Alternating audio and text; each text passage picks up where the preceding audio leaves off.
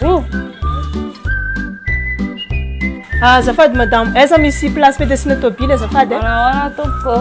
Zay zao tsy misy parking fa afaka apetrapetraka any amin'izay malaladalaka eny an-tokotany eny fotsiny.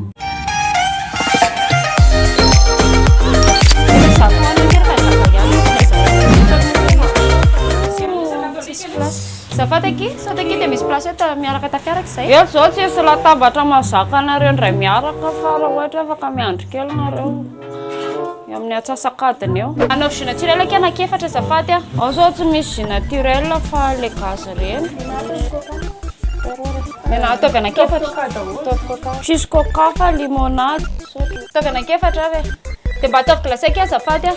Jus glacé fa tsotra.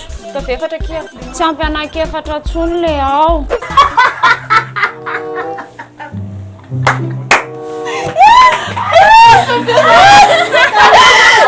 Fa misy toilette ve ke zafady sakoeraka amindry?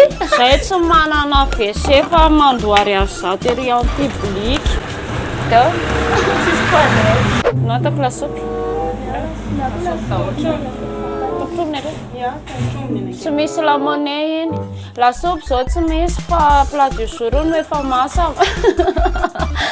Ataovy misao ary. Misao ke atao.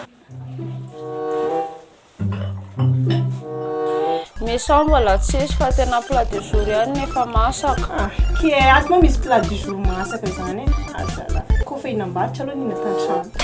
Tsy misy plat du jour ao anatin'ny menu anay fa laoka, henan-kisoa sy tsaramaso, trips henan-kisoa dia saosisy anana. Ke ino mankabaka tsisy kisoa aminareo ato?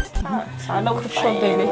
Tsy misy kisoa fa paty tsy misy kisoa mpandronay. Ke ino foana ma zany raha toa ato? Aloha mody laoka le osy. Karaha zay fa lasa aloha. Aloha araka izay aloha andeha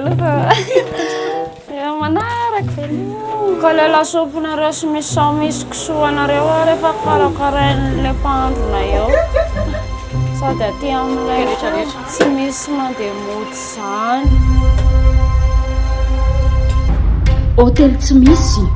Tantara nosoratany Antsy Beaumartin, novelomin'ny Antsy Beaumartin, Tiffany, Tanasina. Izy moa ny anaran'ilay anankiray iny.